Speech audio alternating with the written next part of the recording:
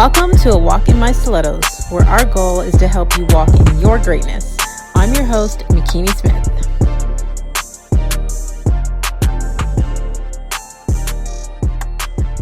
And on today's show, we have an extra special guest because she is my girl and she is the truth.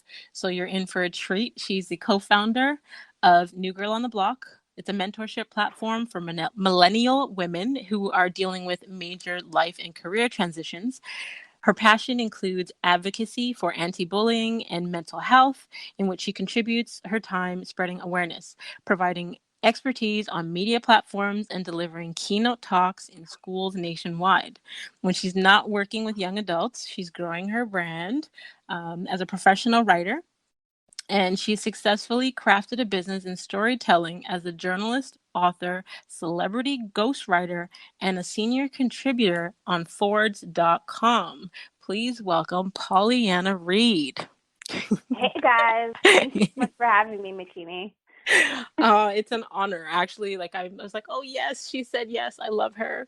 That's funny, bro. So, I like to start the show asking, what does your name mean? Because, we all have all these titles and all these things that we go by. But the meaning of our name actually says a lot about us as well. So do you know what your name means?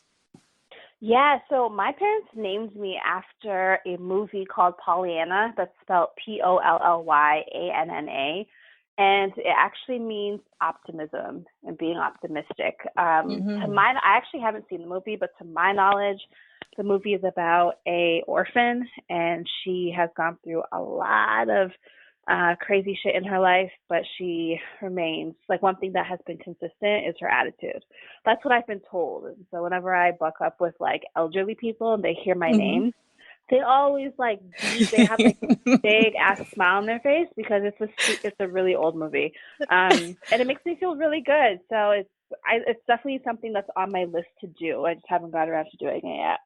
That's awesome. That's awesome. So, with all of these titles and all of these things, obviously you have to have some kind of routine in order to keep you, grounded. So, do you have a routine that you start your day with? Yeah, so I practice uh, a strategy called the 5 before 8. So I cross 5 things off my to-do list before 8 a.m. I love it. That's something I've been doing for a very long time. So I was an athlete for about 11 years. I was a competitive swimmer, and I played nationally on a Canadian soccer team. So I'm accustomed to waking up really early, and my body alarm clock is wired to wake up between anywhere from 4 to 6 a.m. That's my sweet spot. That's when I'm most productive. So the 5 things on my to-do list could easily be anything from sending an email. So let's say if I'm going to send a pitch to a CEO or a power executive, I'm likely sending it between those hours because I know that that's probably what they're doing as well, checking their email first thing out of bed.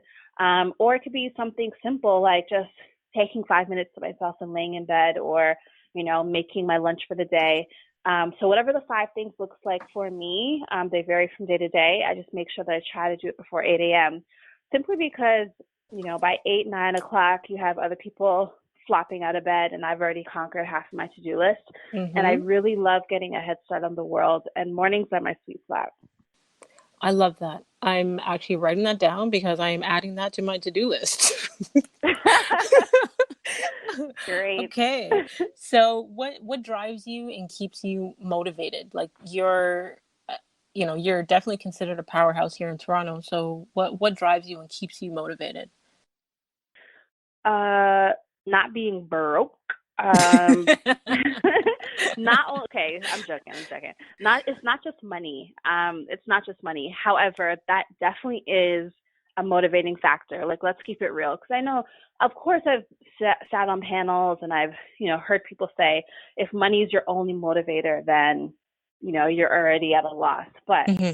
money is a very strong motivator for me. Hmm. I like making it. I like living well. I like being able to support my family and helping out my parents. And, the reality is, as a millennial, like, by the time I retire, the government safety net is not going to be there. And Right. so I think it's very important to, highlight the fact that like you need money to live and you need money to pay your bills and you need, it's important. But another motivating factor for me is the fact that I want to be a example of success to my siblings. I have a mentorship program which I've mentored almost 200 girls in 9 countries for the last few years, and I know that they're looking at me, and I take my role as a mentor very seriously. So I know that I want to be there for them, and I might be someone's future wife. So I feel Mm. like I need to take the time right now You to. are somebody's future wife. Okay, Correction. we are not gonna get into that. but but yeah, like, so you know what I mean? Like, I want to have something to bring to the table. Like, I'm an MVP, so I really want to spend these single moments, really building myself up and making sure I'm the best that I can be. So I love that you say you want to be an example of success, and many people don't understand the importance of having a mentor or influencer or sponsor, someone to look up to help lead the way. So for you, who are your mentors or influencers or people that you look up to for success? Yeah, for sure. So I currently have 6 mentors, 5 women of color, 1 white male mentor. I think that it's super important to have mentors who look like you, of course, but Hmm. also have mentors who don't look like you, who can't necessarily relate to you. Like, I want someone who can see the world from a completely different lens than I can. Yep. Um, and so, I mean, I just I'm always surprised when I talk to somebody and they do not know what a mentor is. They Hmm. don't understand the value of a mentor. They don't understand how to approach a mentor. Like, if you don't have a mentor, you are, I don't want to say you're behind, but you are. um, because honestly, mentors can mentally and physically change the game. Yep. The statistic is for female entrepreneurs, your survival rate declines by 50% without a mentor. So Mm. when I say you're out the game, you are definitely sitting on the bench, right? Like, Yeah, because the thing is, like, you don't have to do this alone. That's the that's whole right. key to it. Like, at some point, we all have to stand on the shoulders of giants. And so my mentors have literally been my day ones. Like, when I dropped out of school in 2008, 2009 is when I met my first mentor, and we're going to be celebrating our 10-year anniversary next year. So That's awesome. my mentors have not only believed in me on days when I didn't believe in myself, but my mentors have advocated for me when I'm not in the room. They have sent introduction emails. They have made phone calls. They have put their names on the line for me. So they've actually helped me leapfrog steps in my career, because I have an incredible career, an amazing resume, yet I'm a college dropout. I failed a lot of Yep. classes in high school. So with a mentor by my side, definitely, creating the blueprint for me. It's just, I want to say, like, my path has been easy, because it definitely has it, but it's definitely been easier, and I've been able to leapfrog steps so that I can go further faster. Yes. So I love that you pointed out, like, you can't do it alone. My mentor actually said you can be in business for yourself, but you can't do it alone.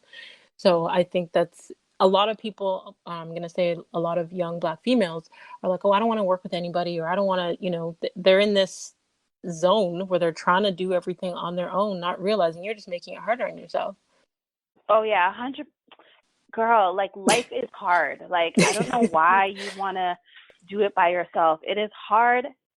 I'm trying to try not to swear. It's really, really hard. And so there are people that are willing to help you. But the thing is, like, people cannot read your mind. So if you Hmm. don't raise your hand, if you don't, like, say something, bring something to the table, then, like, you can't expect anyone to be there for you. So another thing is, like, being open and transparent, and, like, understanding your role as a mentee, right? Like, Hmm. it's not just about taking from someone who can obviously offer you something, but what are you doing for them? How are you saving them time? How are you saving them money? How are you Hmm. saving them energy? Are you saying thank you? Are you being respectful? Do you know how many people have asked me for coffee and not bought my coffee? That pisses me off. I know. Like, I've been there. I've you know been what I there. mean? Like, They come want to on. pick Like, your brain. They don't want to spend the money or the time to learn and, the wisdom and the things that we've learned, but they want it for free. girl, the shit. the things that I tell you will change your life. Yeah. So I think that's at least a $2 coffee. Like, give me a break. Um, but that, yeah, like I think that your role as a mentee is also very important. My mentors have definitely put me in check. They've definitely put me in my place. Um, like when I've needed it. You know what I mean? Like when they see Hmm. that I'm getting a little bit too, when I'm out here just like getting a little bit too wild and crazy and like maybe a little bit too like, boastful, like they definitely bring me down to size. And like at the end of the day, you can't get upset with someone who demands the best of you. And Right. so that's what I respect about my mentors is like I cannot ever half step. Like they want the best of me or none. Like Hmm. that's it. There's no negotiation. I love that your mix of mentors is, what you said, five women of color and one male. I One think white male. so. Yeah. Well, that's very well. I'm gonna say, I was about to say that's very important, but it's important to me as well because my main mentor is an 85-year-old white male. So I get it. I totally get it. So for you personally, uh, I guess, how did you choose um, to have the one white male in there with the five women of color? Was there a I particular saw reason? not like I saw him at a speaking engagement. He does one, so he's like a global speaker, and so he does one event for free every year. And I saw him, and I knew in my heart, I'm like, he's awesome, and I know that what he brings to the table, like I'm gonna do whatever I can to match that as a mentee. And so once I saw him at an event in November. This is probably like 4 years ago, and it took me about 4 months to get the courage to even ask. So I'm like, what am I going to say? How am I going to approach him? And yeah, I just did, and he agreed, and now we have this like really awesome relationship. I get a 1 hour phone call once a month. Actually, my phone call is tomorrow, and I'm not prepared. Got to get prepared.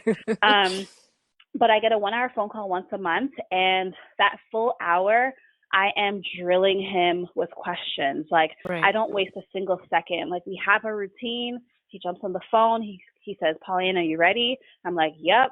And I just literally go. Like Right. I don't like. I think my biggest pet peeve as a mentor, something that really disturbs me, is when I have someone who asks me for advice and wants to half step. I once had somebody, a mutual friend of ours, I won't say names, I once had somebody ask to come to my office to like, ask me some questions. And she did not even bring a pen or a notebook. Like, and I'm What? like, how? And I'm like, I was so stunned. I'm literally looking at her like, girl, like, Was she at I least recording the phone call or the know, like, conversation? nothing. I was just like, Oh. why am I here? Like, you're not, because like, you're not going to take this information and remember it. You know what Right. I mean? Like, so regardless, like, I think the lesson here is to be prepared. But yeah, like, honestly, I just knew that he'd be able to really inspire me. And the phone call that we have every month, it comes right on time. And I Hmm. really appreciate that about him. And he always keeps it real with me. Like, we talk about every single thing, relationships, my career, my speaking abilities, everything. That's awesome. So not only do you have a mentor, but you are also a major mentor. So you have New Girls on the Block. Can you share more detail of what that's about? Yeah, so at New Girl on the Block, we turned shy girls into fly girls. Mm. And my dad thinks that's so ghetto. He's so funny. My dad, like, I'm like, Dad, you're not my target audience. I don't care. Yeah. So yeah, no, honestly, like in like real talk, we turn distant dreams into noteworthy achievements. Like my track record, we have a 99% success rate. That's awesome. I've had, again, like I said, like almost 200 girls in 9 countries step to me and say, like, yo, I'm ready to do this. And I love working with women who are ready to take immediate action. Like Mm. again, this half step in, and respectfully, I understand that people are going to be nervous. I understand that people are going to experience fear when making a transition of any kind. But like, what they need to get is the fact that that fear never goes away, even That's on the right. level that you and I are at, Makini. Like, Yep. I'm Yep. scared of everything. I'm scared of everything, but that does The- not prevent me from taking action, right? Because well, what we want is on the other side of that thing, and you yes. have to go through the action in order to. So you know what I mean. So I'm helping women navigate, the conversation between, professional success and personal fulfillment and what that means to them, and helping them understand that they're not mutually exclusive. Like, you can have both. And so it's been an incredible journey, honestly. Like, my mentorship program is incredible. And the things that we offer, whether that's international field trips, whether that's tuition reimbursement, we offer scholarships, we have fields, like, there's so many things that we have going on in the program that it just, honestly, it makes my heart smile. And I'm really, really proud of my girls. And they're one of the reasons I get up every day. I love it. And I love your transparency when you talk about, that we still have fears and struggles, and even at the level that we're at, because, I definitely still struggle with anxiety. So you openly talk about your struggles with depression and anxiety. So what advice would you give to a woman that's afraid to get out there, but she sees you out here crushing it regardless? Yo, honestly, like, cry for 5 minutes and then you gotta be gangster. Like, Yeah. I don't know. I literally don't even know what to say to that question, because it's like, I'm just as afraid as you are. It may Hmm. not look like it because I put on my sash of fierce and I'm just out here, but like, I'm still nervous to walk into pitch meetings. I'm still nervous to get on a stage in front of 1,000 people. I'm still nervous because, I have staff for 3 of my companies, and like, they depend on me to, make sure the check clears. You know what I mean? Like, Hmm. I'm nervous Hmm. about a lot of different things. So to the woman out there listening to this podcast who's nervous or scared, it's one of those things. It's like, Will Smith just jumped out of the plane Yeah, and for his to the birthday. Grand Canyon. Yeah. And he, like, if you check out his Instagram, the last video that he posts is about commitment. So it's like, you got to be all in. It's not about, you can't half step. It's like, either you're doing this or you're not. And if you're Yeah. not, then please get out the way. So people like me and other women who are courageous and brave, like, we're really trying to make things happen for ourselves, because a lot of us have made incredible sacrifices to be here. So we don't have time to think about fear. We don't have time to think about the fact that we're scared as shit. Like, I have dropped out of school. I've lost friends, like, all kinds. I can go through so many different sacrifices that I've made. Hmm. Like, fear is not going to stop me from achieving the things that I want to do, because then that means I did all this for nothing. Right. It's feel the fear and do it anyway. Hell yeah. I when I'm before I even take on a coaching client, I ask them, are you interested in change, or are you committed to change? Because if you're interested, you do what's convenient. But if you're committed, then you do what exactly needs to be done. You do, like, you don't care, if you're Nope. uncomfortable, you don't care. You do what needs to be done. And that's, I guess, one of the things that I love about you is you do exactly what needs to be done. You don't care. You don't let your anxiety or depression get in the way. You don't let your fears get in the way. Nah. You do what needs to be done. You have built businesses for yourself, and you've helped others along the way, but you've done very well for yourself, for someone who's like, have you even hit 30 yet? Yes, girl. Oh, I just hit 30. I actually just thought of a piece of advice, actually, that I do tell my mentees, the ones that are introverted and scared. So I gave them this exercise, and I tell them to do one thing a day that scares them for 7 days. Hmm. Hmm. Right. And, once they accomplish 7 days, then we do another 7 days, and then we do another 7 days. And so by doing one thing a day that scares you on a very small scale, when you have to reach those, climb those higher mountains, they're going to seem a lot easier. So one thing a day that scares you could mean, you know, a couple months ago, I sent an email to one of my ex-boyfriends that I still love very much. We're not romantically compatible, but we had a great experience together. And I sent him a note and I said, I'm thinking about you and I love you. And I hope you're well. I don't Hmm. want him or anything, but the You're idea, sending him like yeah, good yeah, energy. yeah, but the idea was scary to me because we haven't talked in so long. Or Hmm. another thing that might scare me is, maybe it's walking down the street and saying hi to a stranger. Maybe it's walking to an elevator. You see 5 people on their phones and being the first one to say, hey guys, good morning. Maybe Hmm. it's finally standing up to your friend, or finally standing up to your mom, or just do one thing a day that scares you. And you'll find that when you make discomfort your new normal, when you have to when you have to face like climb higher mountains and face bigger challenges, it's not easy, but it does feel a little bit easier, and you'll be more prepared and set to face it. Yes, I love that. I love that. So I guess through all of this, you've been able to build up like multiple streams of income. You have multiple businesses. Can you share with the listeners what they need to do to build a six-figure business? Oh boy. Oh my gosh. There's honest. Okay, let me like figure out how to break this down. So, I think on a very basic level, you need to have a business that solves a problem, Mm-hmm. right? Like, you need to have a business that solves a problem. Like, if I ask you who your target audience is, you can't tell me everybody because that's not a Right. real answer, You have a right? Like, need a niche. Yeah. your business solves a specific problem in a specific person's life. Like, it's there's levels to this. So I Right. think at the very basic level, that's something that needs to be considered.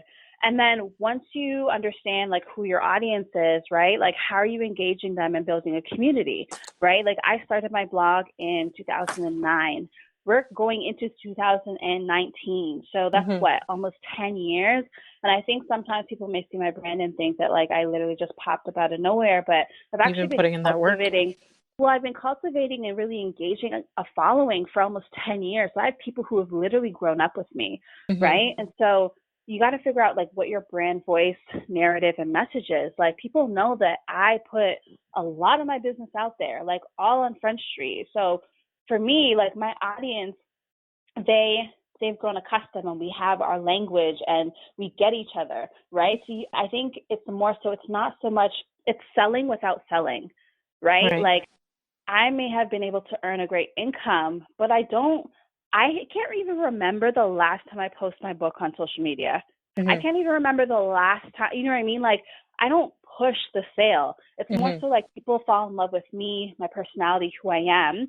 That's why it's very important to just like literally just be who you are, Mm-hmm. right? Because it's very possible to get paid to be yourself. But the problem is, so many people want to be everybody else. Just do you. And I've Yeah. literally just been doing me, and it's been attracting great opportunities. So I remember back in the day when I used to do YouTube videos on my grainy webcam, okay, on my broken computer, right? So the thing is, like, I think a lot of people are stuck in this, like, they have analysis paralysis, right? Like, they're stuck.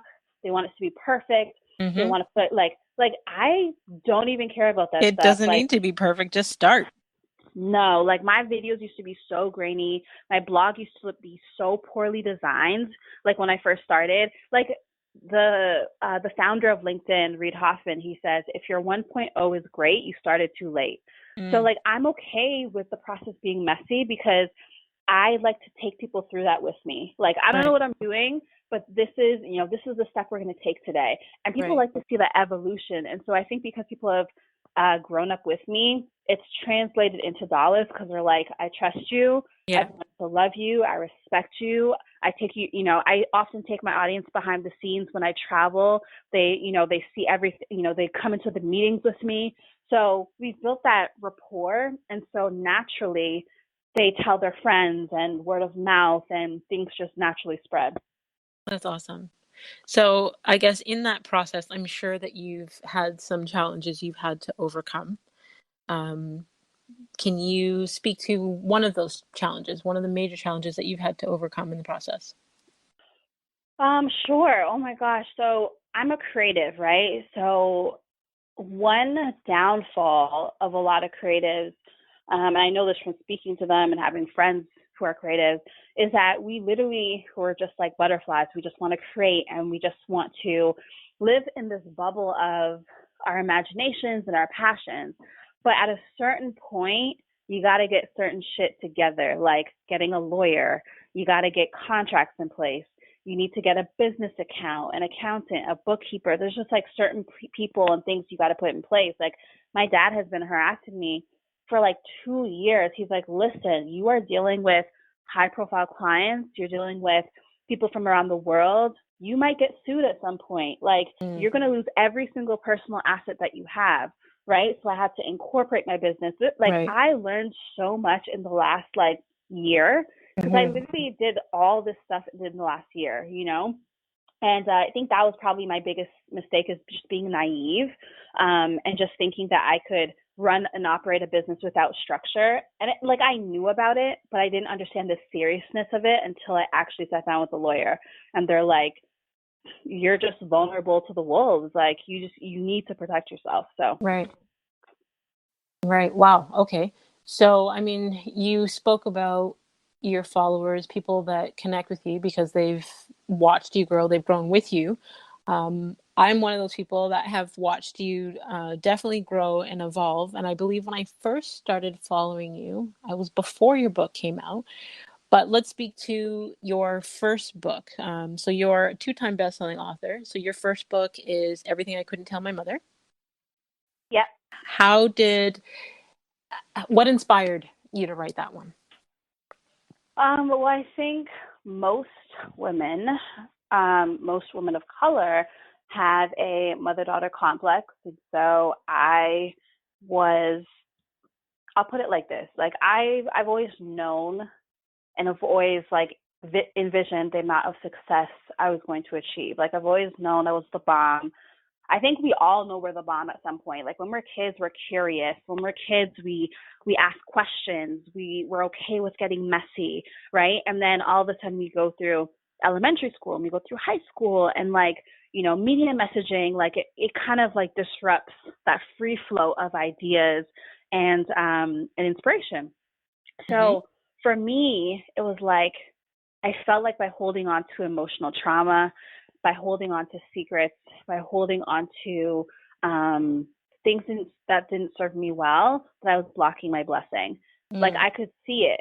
You know what I mean? Like, and I actually had. It's interesting that you asked me that, because I recently, my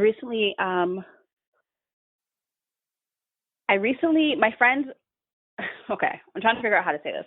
So my friend and I, because it just sounds weird when I say it. Okay, so my friend and I went to dinner. When we came home from dinner, he was like, "Hey, do you want to drive by Drake's house?" Right? And so Drake is obviously, like, you guys have seen it in the news. He's building this mansion, and so we pull up to the mansion on this crazy street, and we just park up, and then, for whatever reason, he felt the need to just kind of sit there for a few minutes and kind of just take it in. And the same feeling I'm describing to you, the same feeling I had, right? Drake had Hmm. this huge mansion, and then there was this big black fence around it. And I had the same feeling. I looked at it and I'm like, that's my blessing. And this fence, not the mansion itself, but the mansion represents a blessing. And the fence is like all the things that I'm still messing around with. All the Mm. things because I'm not perfect. I feel like I'm still growing through it, and I'm still entertaining and doing things that is preventing me from receiving that blessing. And Right. so, like, that was a very powerful moment to me. It could have been anyone's house, to be honest. But just like what that symbolized, the Yeah. fence around it, I was like, so I had the same feeling years ago when I wrote my book. I knew what the next level of my life looked like, but I was like, in order for me to get that, in order for me to touch it, taste it, smell it, I really, really, really need to let go of certain things. And so I wrote the book so I could let go. Wow, that's beautiful. So your second book, Mixed Emotions, you co-authored. What inspired that one? I wanted to show people a different side of me, the business side, I guess you could say. I wanted people to understand, like, what it really takes to run and operate a business. But not only that, I think that entrepreneurship is whatever you make it. And that's also what I want to communicate. It's not, I don't like when people corporate shame. I don't like when people make other people feel bad because they're side hustlers. It's like, whatever you want to do, whatever is the right fit for you, do that. Hmm. And so I thought it was, necessary to have this conversation. And so the book is divided into three sections. The first section is for the individual who doesn't know what they want to do. The second section is for the individual who wants to thrive in their corporate career. And the third section is for the individual who wants to own and operate a business. So you can literally flip to any page at any time and get something that's right for you. You don't have to read it like in a linear motion. I think that's cool. So, I mean, as a journalist, you ghostwrite and you are now a senior contributor for Forbes. Yes, Can you ma'am. speak a little bit about that and your mission to open the door for other women writers of color? Yes.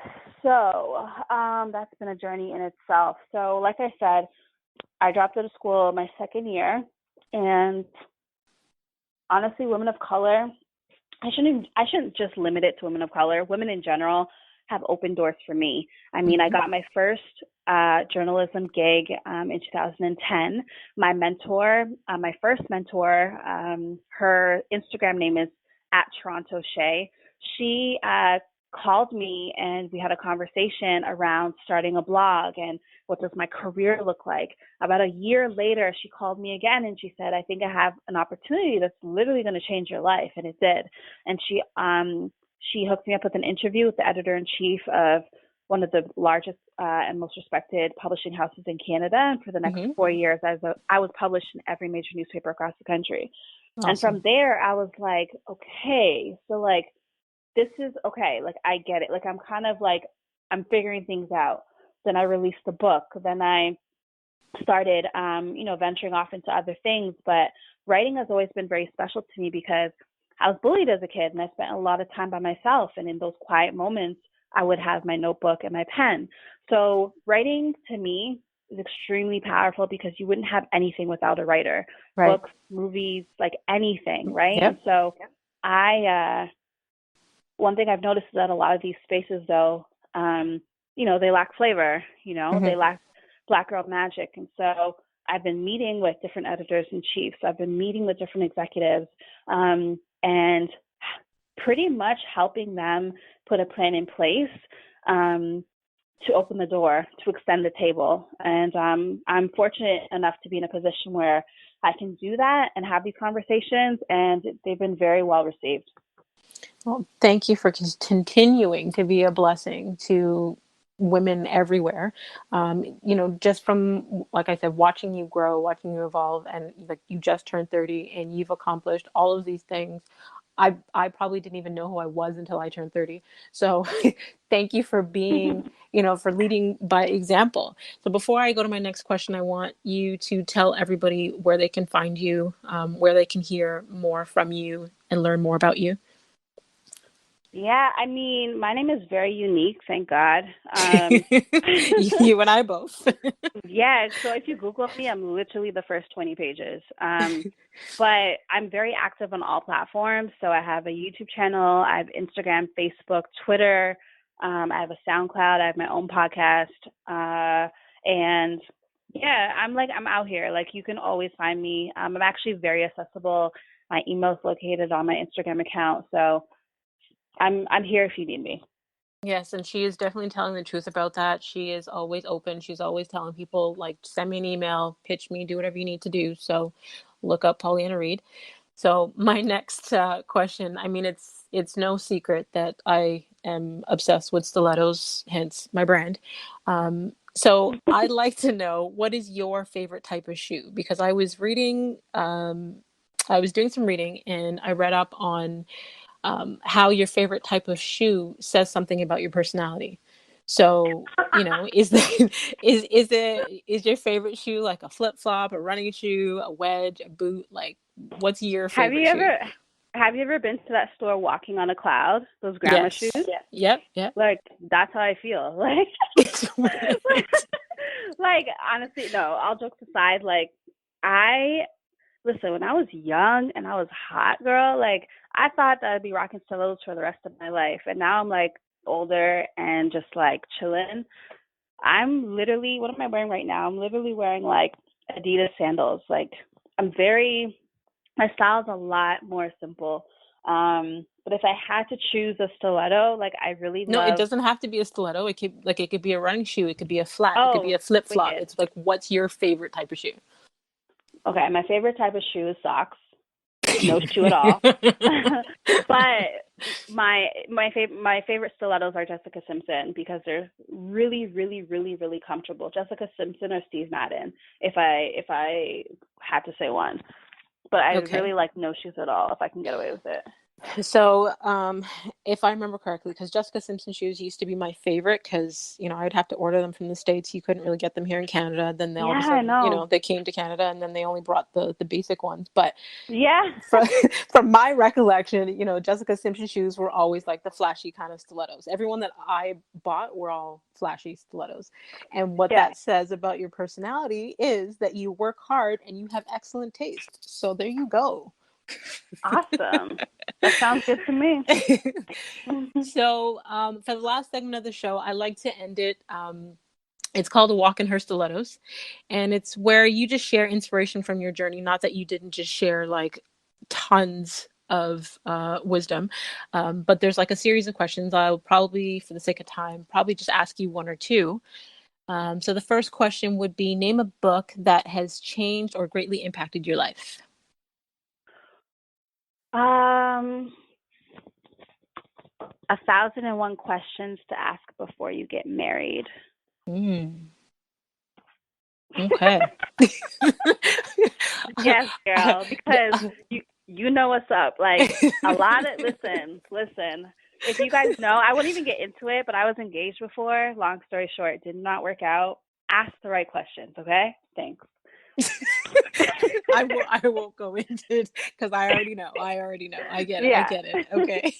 So, next question. What have you become better at saying no to in the last 5 years? And that could be anything from distractions, invitations, people.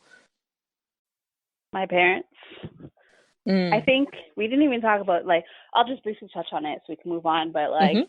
listen, like your parents will beef with you now and then they will get over it. You know what I Mhm. mean? The whole point, like if you're going to disobey your parents, you better make sure that you are successful at the end of it. You know what I mean? Mhm. So obviously like my parents, my family was not totally on board with being a writer and being a creative, but over time I built that backbone and it just didn't matter what they thought. But now obviously I'm in a position where they're super supportive, but over the years I've learned to say no to my parents. And I think I get a lot of young people asking me, how do you do that?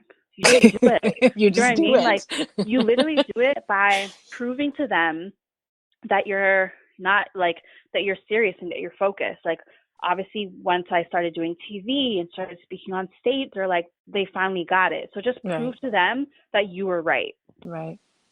I love that. I love that. Okay, so what's a little known fact about you? Something that's not well known about Pauleanna Reid.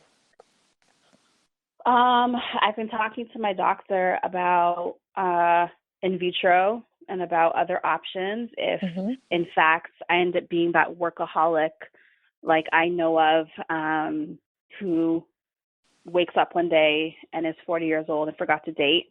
So I'm actually just exploring options and figuring out price points and what's covered by OHIP and all that stuff because motherhood will literally be the greatest accomplishment of my life. And I'm super Mhm. excited. I just turned 30. And so, if I have yet to meet the love of my life by about 35, 34, I'm seriously considering just doing it myself. And I'm totally cool with that. Totally understand. Totally understand. So my last question is, when you feel overwhelmed, unfocused, or uninspired, what do you do? Clean my room like I'm doing right now because when honestly like when your space is a mess like your mind like for some reason it transfers to how you feel your mind. That's Right a now I fact. can't even There was a see my study done floor. on that. Yeah, Yep. Yep. so I know like I feel really blah, but I know it's because like I'm living in a pigsty right now, so I'm trying to like get my life together slowly and I know I'm going to feel instantly better once I kind of like lift the heaviness.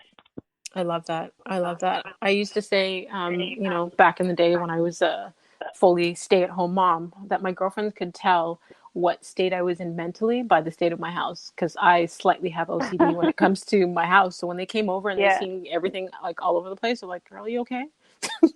right. So I love it. I Exactly. love it. Well, I want to thank you, Pauliana, for taking the time to join us. I truly do appreciate you. I think you're an amazing woman. I love the inspiration that you share online and in person. Like you keep it real. So I want you to once again just remind everyone where they can find you. Yeah, you can just Google me, Pauleanna Reid. I'm on all social platforms. And Available for hire. I love it. I love it.